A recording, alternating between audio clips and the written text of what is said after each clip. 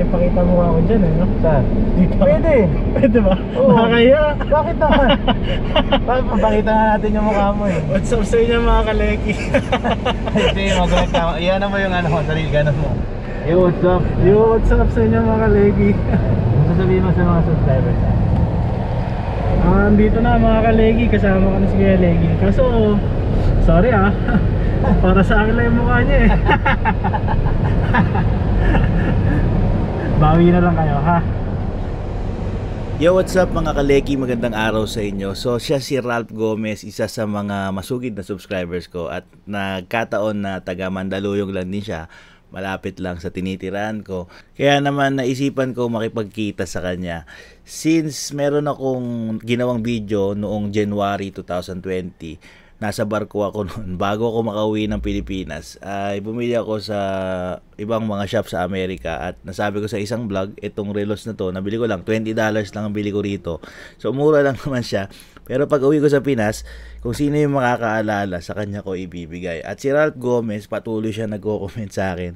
Kada upload ko ng video, ang komento niya lang is tungkol dito sa relos na to. So sa tingin ko wala nang ibang karapat-dapat na pagbigyan nito kundi siya. Although small token of appreciation lang to sa kanyang pagsuporta at panonood parati ng video sa channel ko, ay sana magustuhan niya pag binigay ko na sa kanya. So nakita kami noong nakaraang Biyernes, November 13, pagkatapos ng bagyong Ulysses. Medyo maganda yung araw, tapos free ako, kaya nakipag-meet ako sa kanya. Bawat isa sa mga komento ninyong lahat ay binabasa ko isa-isa. Hindi ko man ma-replyan lahat, pero binabasa ko yan.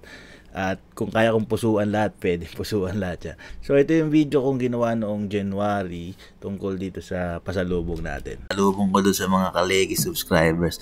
Tagbe-20 lang yun kasi yun lang budget natin. Wala nang 50, wala nang 100. Tagbe-20 na relo.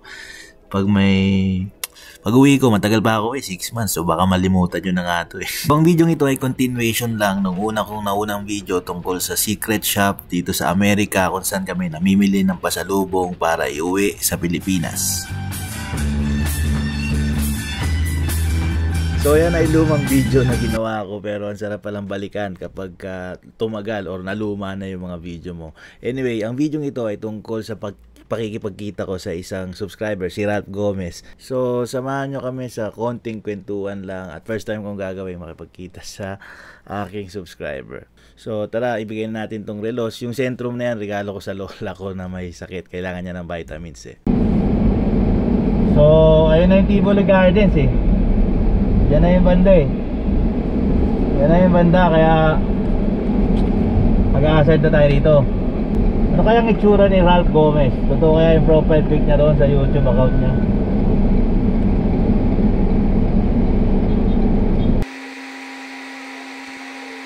So dinext ko na siya at wait lang daw.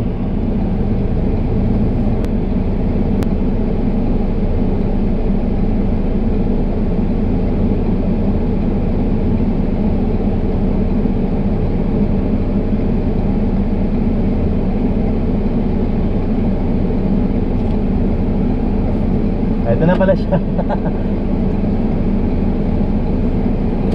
Sakay ka, sakay. Sakay ka. Saan tayo pupunta? Ikot lang tayo, tapos babalik din kita. Saan yung bahay nyo?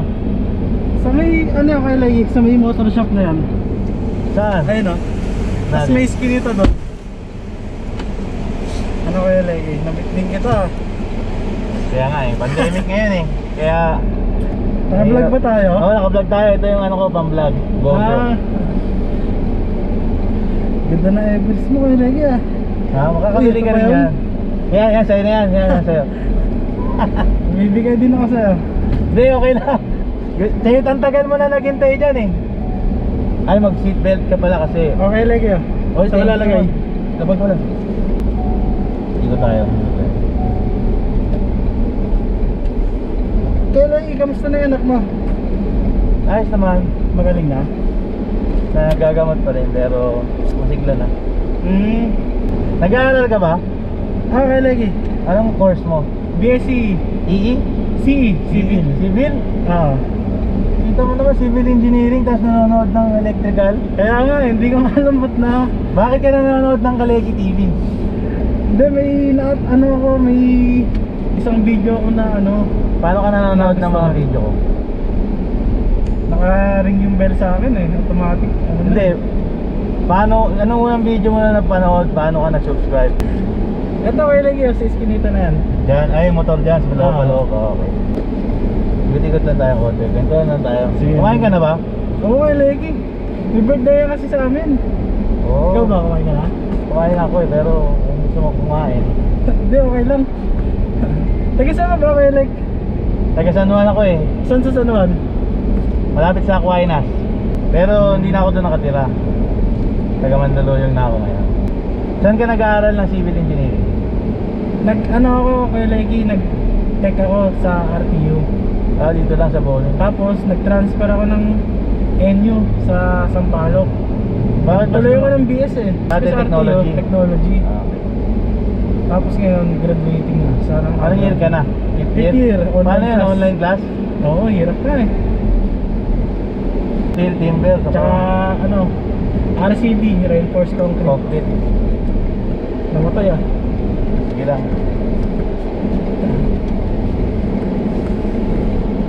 Mahirap din yung timber kasi wala na tayong puno. Kaya nga eh. Mahal ng kahoy dito sa Pilipinas eh. Inuubos na yun nasa Sierra Madre. Wala na tayong puno eh. Kailangan magtanim muna tayo after 20 years. Paano yung online class ng 5th year? Tapos mag-board exam pa, no? Magbo-board exam. Bali na. Ang sagot sa number 1, letter C. Letter C. Power of C. Kasi nagkaka-announce lang ng PRC. Oh, May 1 and 2 ang board exam. board. Nakabot ka? Hindi ako aabot eh. Bakit? Delayed ang graduation. Namog kasi pasokan namin. Pero buti, tuloy-tuloy, no? Kaya nga eh. Baka makapag-board na ako November 2021. Ayos na rin yan, at least nakapag-review ka. Kaya nga eh. Nung nag-board exam ako, hindi ako nag-review center. So ano, self-review ka like? Nag-self-review ako. Busy ka ba? Hindi naman, sinuspend nga klase namin ni Yorme eh. Wala man ulan ah. Kaya nga, hindi, ano, gawa nung Bagyo, baha eh. brown out. Brownout pa sa inyo, nag-brownout sa inyo? Nung ano, pinakabihan nung tumama. Simula ano, 1:30 ng madaling araw. Hanggang alas 8. Kayo ba kay Leki, inabot kayo? Hindi kami binabaha eh. Swerte yung mukha namin eh. Bumaba po yung ilog dyan, di ba? Hindi, Pero hindi. ano, ka-level na ng ground level, pero hindi naman Ah, hindi umabot. po kasi may ano, huwag lang masira pala yan. Baba yung mga binaha eh. Kaya nga, lalo sa ano, sa Marikina. Tsaka sa ano, bandang San Mateo, doon na paruhan eh. Pero taga dito ka talaga? Ah, Saan kailan ka nag-high school? Sa Jayario, simula grade 1. Oo, Kalentong, nagyaro ka pala eh. Tapos RTO, tapos NU. Kaya pala alam mo yung simbahan sa gano'n. Ah, nagbabike ako doon minsan. Yung ano ah, full charge solar natin ah. Kaya naganda kasi tag-init eh. Sobra na yung ano nun, pinoproduce ngayon kasi wala ako doon eh. Bawi na ba yung 21K? Bawi siya sa ano, nalagas nga ako, laki ng ginastos ko sa anak ko. Oo. Bilang isa pangit sa Siman kasi wala kaming regular na ano eh. Income, tulad ngayon wala akong income. Tapos wala akong ano, health Bukod card. sa ano no? Bukod sa vlog mo no? Oh, buti nga at least yung vlog may monetize na eh. Oo. Pero yung mga vlogger na may 1 million subscribers, kaya lang ang problema naman dun sa mga vlogger na yun, yung bigla sumikat, wala naman silang ma-provide na ano, magandang content. Puro kawal balastagan, kalokohan, kasi di ba? Ano naman na i-share nila? Yung sa'yo kasi kay Leki ano eh, enjoy. Sa akin, puro ano lang yun. Traditional eh, tapos Puno kumari lang yun. yung Ohm's Law. Hindi, tinuro ko lang kasi yung gusto, alam mo ba, kaya ako nag-vlog. Kasi gusto kong i-share yung mga natutunan ko na dapat natutunan ko noon pa. Kung natutunan ko yun before, mas magaling sana ako, di ba? Kasi ngayon parang ang dating ngayon, late ko na siya natutunan eh. Mayroon kayo nung ano, BMW na kulay puti. Saan? Pitolyo? Pasig. Pasig. Thank you.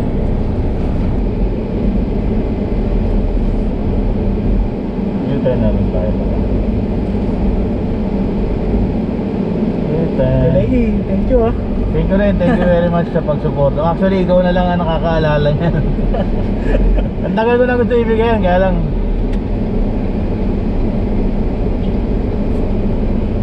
Solid kalegi tayo eh. solid yun, alam mo pa nga edad ko eh, dahil nga nanonood ka eh.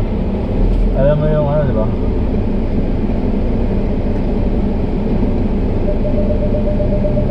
Alam mo ba, bumili ako ng kotse, hindi ako marunong mag-drive. Hmm?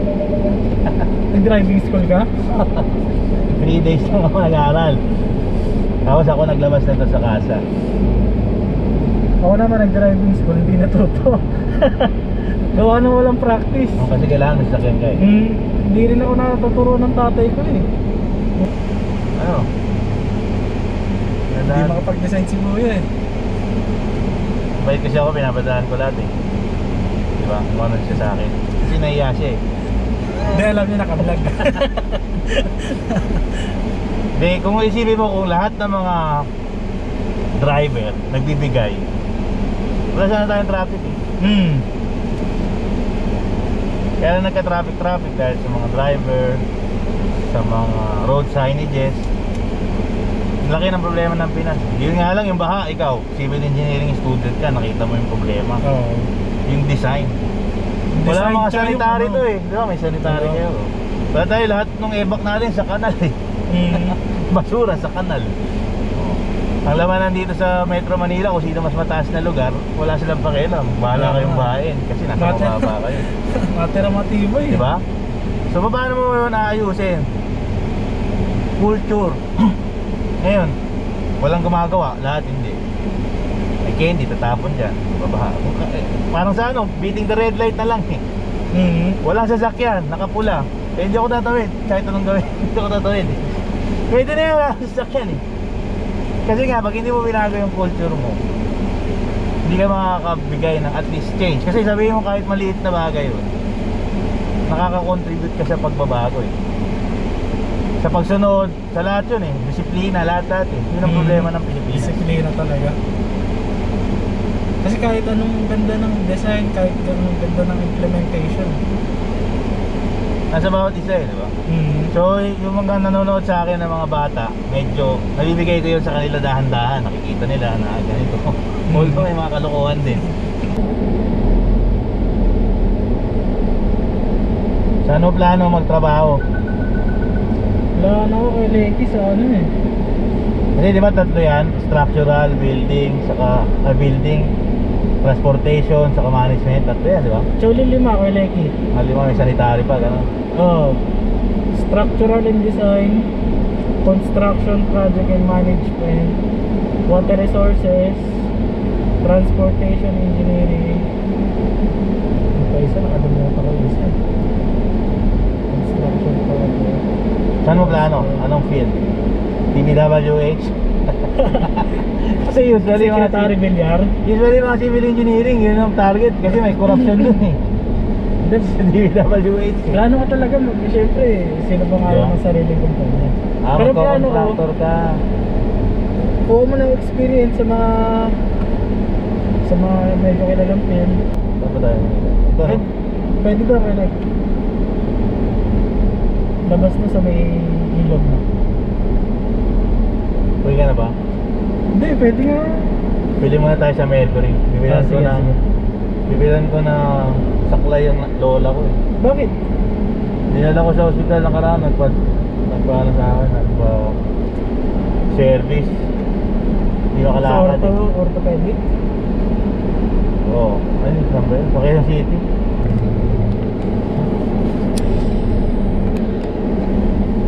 Samahan ba kita ulit? O antayin na kita dito? Pwede ka rin gumama.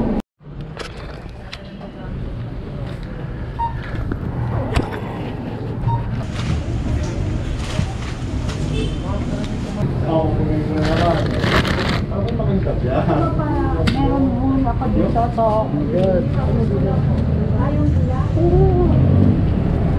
Ay, saklay. Soft drink. Atras muna ako. Sige, galag. Kani ganyan? 425.